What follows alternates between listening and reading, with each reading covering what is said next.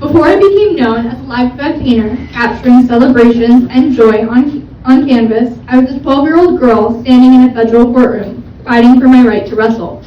Tonight, I'll be sharing excerpts from my memoir, UNPINNED, which chronicles this journey from that courtroom to becoming an artist. The artwork you see displayed around us represents key moments from this journey. Each piece was created specifically for the book, except for the wedding paintings, obviously, and it captured pivotal moments that shaped my path. The first passage I'd like to share takes us into that courtroom, where adult fears and institutional barriers collided with a simple truth. I just wanted to wrestle. In the courtroom, I maintained rigid composure until school board testimony began unraveling their own arguments. One particularly revealing moment came when a female board member argued that boys wrestling girls would damage children's psychological development, claiming an irreconcilable conflict between teaching boys not to harm women and allowing them to pin girls in competition. Her argument echoed centuries of paternalistic protection used to justify everything from excluding women from higher education to preventing them from voting, all under the guise of protection. Thank you very much. You have 2 sons who wrestle? Yes. Are you aware that one of your sons wrestled Audriana recently? It is my understanding that until this has been decided that Audriana is wrestling, so I'm not really sure that I understand what your question is or the pertinence of it. The court. I think the question was simple. Are you aware of whether or not one of your sons wrestled Audriana Beatty? That's sort of a yes or no. The witness. No. By Ms. Flutman. No, you're not aware? No. You don't know one way or another? No. Have either of your sons come home to you and told you that they were disturbed in any way because they had to wrestle with a girl? No. And would you agree with me that some boys, would you agree with me that some individual girls are stronger than others, than some individual boys? Potentially. And you're aware, aren't you, that Audriana has won numerous matches against boys? I don't know. I don't know how many matches she has won or lost. I have no idea. You've never seen her wrestle? I did see her in the elementary level wrestle. But you don't know if she won or lost? I do not recall. So it would be a surprise to you to learn that she had a 5-3 record last year. Objection, Your Honor. Asked and answered. You have asked and answered the question. She doesn't know. Move along. By Ms. Fletman. Your boys have some safety risks wrestling, don't they? Yes. All boys who wrestle have safety risks? Mm-hmm. And sometimes in wrestling, boys touch certain areas of other boys, don't they? Yes. I left some words out because they're children. I don't think I have nothing further. The exchange proved illuminating on multiple levels. The witness's realization of her tactical error was palpable the moment my lawyer mentioned I had wrestled her son. Her testimony exposed the circular logic often used to justify discrimination. The harm isn't documented, but the fear of potential harm becomes reason enough to exclude. This same reasoning has been used to keep women out of countless professions, to maintain segregated facilities, to deny LGBTQ+ individuals basic rights, all based on hypothetical harms rather than actual evidence. Despite my anxiety throughout the proceedings, I recognize the significance of this revelation. If wrestling girls was truly psychologically damaging to boys, surely her own son would have reported such distress. The aftermath was telling. He never wrestled me again, likely under parental directive. The irony wasn't lost on me that he had been one of the kinder teammates, particularly in 6th grade, before the institutional resistance transformed acceptance into studied indifference in 7th grade, when many boys began refusing to wrestle me altogether. This pattern of institutional intervention, poisoning natural peer relationships, would later remind me of accounts from the early days of school integration, where adult prejudices often corrupted children's more innate acceptance of difference. It's fascinating how children's natural acceptance can be shaped by adult interventions. I see some of you nodding. Perhaps you've experienced something similar. How many of you have encountered a moment where you realized the rules weren't really about protection, but about limitation? Sometimes the most revealing moments come when carefully constructed arguments unravel under their own contradictions. In this case, it was watching a mother try to explain why wrestling was dangerous for girls while her own son had already wrestled me without issue. While the courtroom offered a formal stage for discrimination to reveal itself, the internet provided a darker, more unfiltered platform for people to express their true feelings about a 12-year-old girl who simply wanted to wrestle. The darkest side of this journey played out online, behind their keyboards. People showed their true colors. Some tried to mask their opposition behind concern for my welfare. Kathy Place wrote, "I would never allow my daughter to participate in wrestling unless it would be all girls. I feel that this would create a disadvantage to the boys that are wrestling due to being afraid to hurt her." She went on to suggest my family was looking for reasons to sue, although we already were, saying we might claim the girl being touched inappropriately accidentally. Others were more direct in their opposition. Tom Williamson wrote, "Okay, now let's men beat the crap out of women in MMA, boxing. Women were made to respect and to protect, to love as a helpmate, not to beat up on a mat." He went on to sexualize what is simply a sport, claiming his son refused to grope and fondle a woman and call it wrestling, turning athletic moves into something inappropriate and vulgar. Some revealed their deep-seated fears about masculinity. Zach wrote, "If girls are becoming more masculine, then how are us guys supposed to show dominance? Girls ruin everything. We have proven facts dating back to Adam and Eve." It's striking how quickly athletic competition becomes twisted into something else entirely when gender enters the conversation. Comments like these exposed how some men viewed my participation as a threat not just to wrestling, but to their very identity. Male wrestlers themselves often expose their own insecurities. Andrew Jasdick wrote, "God, dilemmas it creates in the male mind. When I wrestled, I also prayed I'd never have to wrestle a girl. On the one hand, if you win, who cares? You beat a girl. If you lose, you're a laughingstock. At the same time, you're worried about grabbing and beating the chick up. The idea that it might just be a regular match between two athletes never seemed to cross their minds. Some didn't even try to mask their prejudice behind fake concern. Disagree. Wrestling is gross enough with guys," one commenter declared. "I wouldn't want my daughter being groped."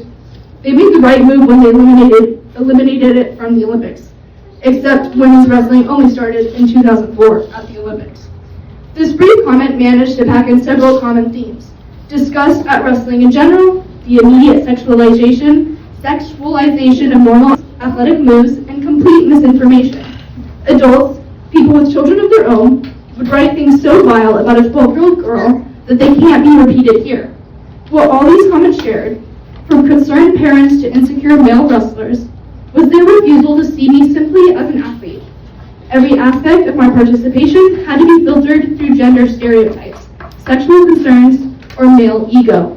The idea that I might just want to compete based on skill and technique seemed impossible for them to grasp. But here's what they didn't understand. Their hatred only strengthened my resolve. Every threat, every aggressive match, every cruel comment became fuel. I wasn't just wrestling for myself anymore. I was wrestling to prove them wrong, to show that gender doesn't determine ability, heart, or dedication to the sport. Online comments were just the start. While standing in his elementary school lunch line, my brother overheard two students ahead of him say, "If that girl that wrestles gets raped, I wouldn't feel bad for her." That comment has stayed with me, not just for its cruelty, but because elementary school children don't naturally think this way. They were merely parroting the toxic conversations happening in their homes. Social media has given everyone a platform, but it's also exposed prejudices that were always there, just hidden. How many of you have witnessed the way online anonymity can reveal people's true thoughts? What's particularly striking is how these adult prejudices filter down to children. As I mentioned in this passage, elementary school students don't naturally develop these thoughts. They absorb them from their environment. There were countless other comments made to me and around me that clearly stemmed from my being a girl, but this one remains the starkest. As I reflect on this journey, I'm struck by how a personal fight for equality became part of a larger movement for change. It helped change a culture. That's the power of standing up for what you believe in. You never know how far the ripples will spread. Our case proved that sometimes the biggest changes start with the smallest steps, and that courage isn't about being fearless. It's about moving forward despite your fears. While the internet revealed humanity's darker side, there were those who saw past the prejudice to recognize potential. One coach, in particular, understood what proper support could mean for a female athlete. While many adults in wrestling either dismissed or barely tolerated my presence, one coach saw my potential and invested in it completely. Terry Fike, who ran a girls' wrestling club an hour from my home, became instrumental in proving that female wrestlers could succeed when given proper coaching and support. Getting to these sessions required extraordinary commitment, not just from me, but from my family. With my mom unable to drive at night due to legal blindness, my dad became my lifeline to these crucial training opportunities. Despite working night shifts, he would wake up early to drive me an hour each way to practice, then make his own 40-minute commute to work. His sacrifice, giving up precious sleep between shifts, spending hours on the road, demonstrated a level of support that matched my determination to succeed. There were times when I was Coach Fike's only athlete, a situation that might have discouraged some coaches, but instead allowed for intensive one-on-one training. During these sessions, my dad or Coach Fike himself would serve as practice dummies, allowing me to develop comfort in moving larger opponents. My dad's involvement went beyond just transportation. He became an active participant in my training, another example of his complete commitment to my wrestling journey. But Coach Fike's impact went beyond technical training. As a former college coach, he brought a sophisticated understanding of athletic development rather than simply showing moves. He explained the underlying principles: body mechanics, muscle memory, the connection between specific drills and explosive movement or hand-eye coordination.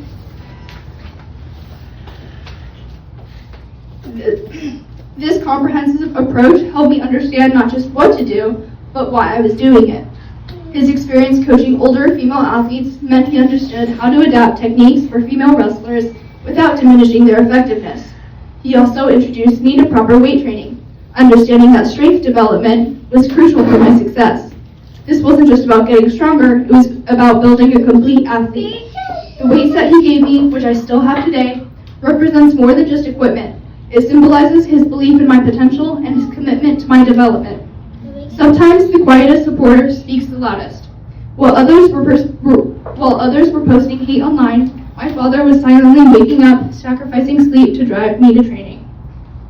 Besides Coach Fike, my Pennsylvania experience contrasts greatly from my California experience. There, once the coach recognized my technical proficiency, I became his go-to demonstration partner. The very quality that had made my Pennsylvania school coach hesitant, my presence as a female wrestler, became irrelevant in the face of technical ability. My understanding of wrestling mechanics meant demonstrations could happen quickly, efficiently, without the awkward repositioning often needed with less experienced wrestlers. The humor wasn't lost on me. In Pennsylvania, I couldn't get coaching. In California, I became the coach's primary teaching tool, though his attitudes about female wrestlers remained problematic in other ways.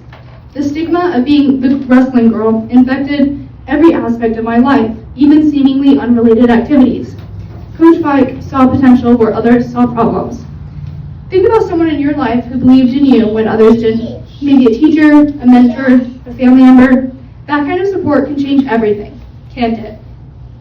That struggle to be seen as a complete person, not just the wrestler, eventually led to reigniting my passion and talent for art. The same discipline, focus, and dedication that made me a successful wrestler now fuels my work as a live event painter. The artwork you see displayed around us represents this journey, and like the book itself, shows how fighting for your place in one arena can lead to finding freedom in another. It started in an unexpected place, a required art credit at Modesto Junior College. My first semester at MJC introduced an unexpected twist to my agricultural studies. Despite having completed many general education requirements at the Bible College, including a ceramics class, in MJC's specific requirements meant I still needed an art credit. The previous ceramics course wouldn't transfer.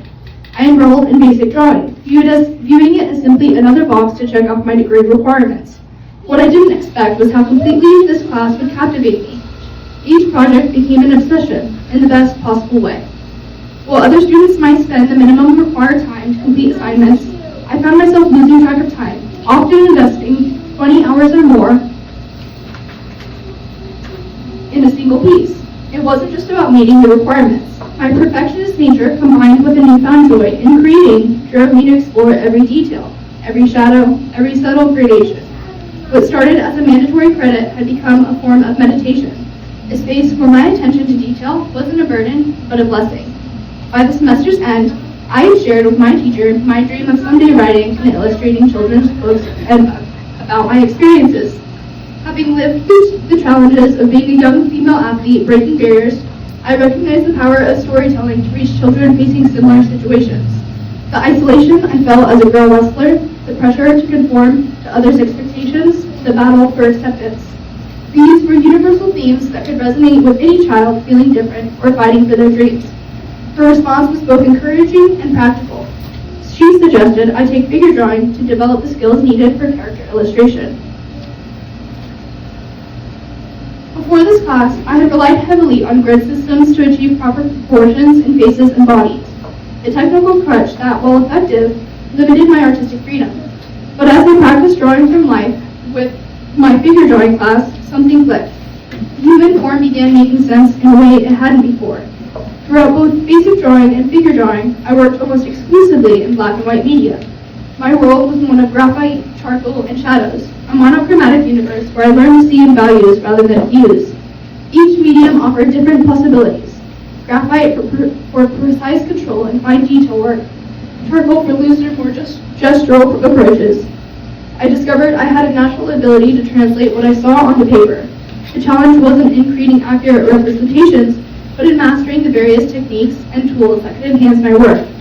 It's fascinating how life prepares us for things we never expected. The very challenges that made wrestling difficult, performing under scrutiny, maintaining focus while being watched, became strengths in my new career.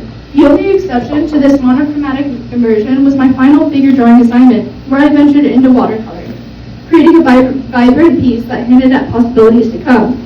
The gap between the watercolor piece and my return to painting was relatively brief. Only about a year passed before I created that pivotal wedding gift. That painting marked the beginning of what has now been about a year and a half of intensive focus on painting, particularly in capturing live events. My progression in painting has been rapid, aided unexpectedly by my background in wrestling, specifically my experience as a girl who wrestled. Years of competing not only against opponents on the mat, but also against societal expectations and scrutiny prepared me uniquely for live event painting. I learned early on how to maintain focus while being watched, questioned, and sometimes criticized. Every match meant performing under the added pressure of being different, of having to prove I belonged there. The contrast between these two public performances couldn't be more striking. Where wrestling brought scrutiny and criticism, live painting brings constant appreciation.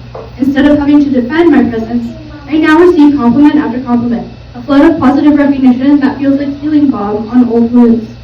Random strangers call out from the street to tell me my art is beautiful, each spontaneous compliment helping to counterbalance years of having to prove my worth on the mat. Art has become more than just a peaceful refuge. It's evolved into a platform for my voice. While live wedding paintings allow me to capture romance and joy, I'm increasingly drawn to creating work that carries weight, that challenges perspectives, that demands change. The faster I develop my technical skills, the more I can expand into personal pieces like the ones in this book, or work that speaks to deeper truths and harder realities.